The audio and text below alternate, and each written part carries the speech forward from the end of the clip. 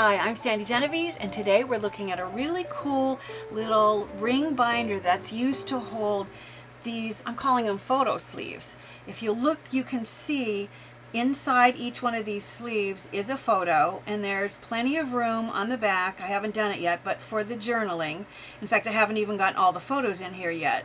But you can see that each one of these sleeves are the same dimension, which makes it easy to just stack them up. I've gone ahead and I've started to do the embellishing. You can see I haven't even added all the photos yet, but I will. So I just picked a half a dozen, and I decided to go and show you both options. It's easy to pull the photo out if you cut a notch out. It makes it easy to grab it, or you can also add a tab to the back. I did both. You can do either or, whichever appeals to you, or you can do both. So in order to start, we want to look at creating the sleeve itself. You want to select an assortment of colors that work well together. They need to be good friends and play well together. So pick things that look good. You're going to notice, you're going to feel like you see them at the same all together. So pick colors, patterns that you like, that will really blend. And then go ahead and cut. This is the one we're going to make today. So go ahead and cut it so that it's 6 inches by 8.5.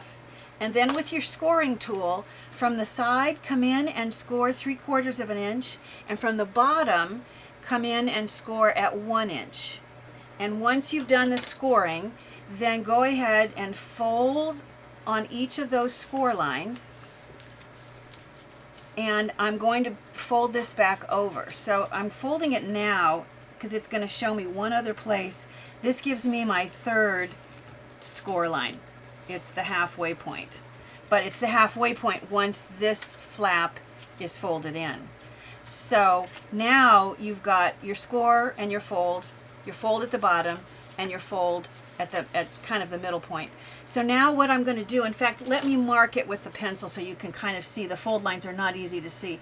I'm going to cut out this notch right on my fold lines, and I'm going to come over here and I'm going to cut out this notch, once again, right on the fold lines. So let me just trim with my scissors each of those notches.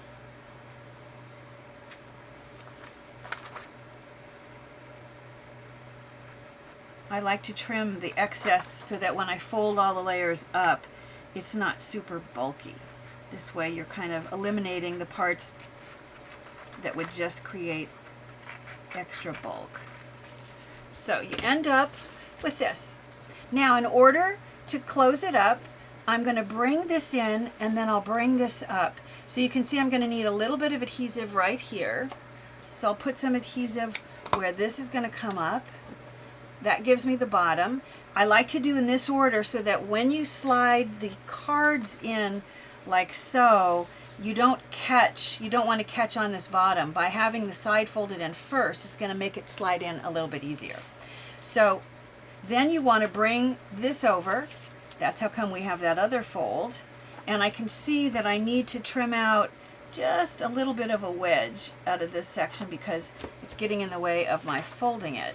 So now I can fold this back over on my fold line.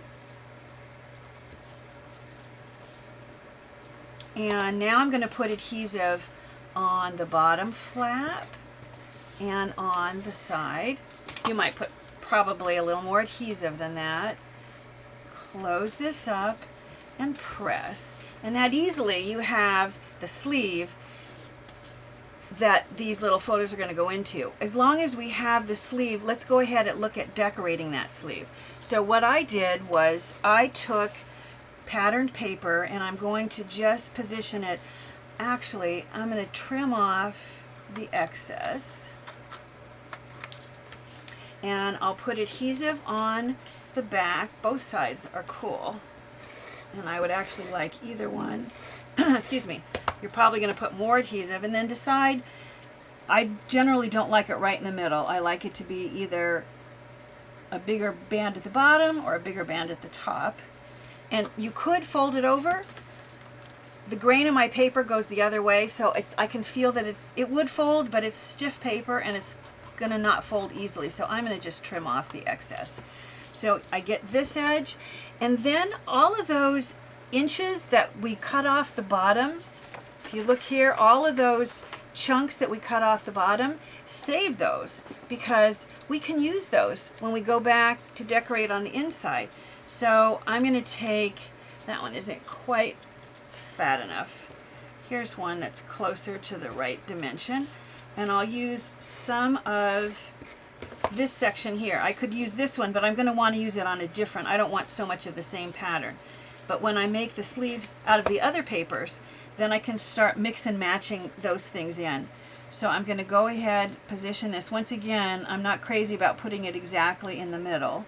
So I'll cut off the excess. And then I'm going to add another little fun detail. So I'll put some adhesive.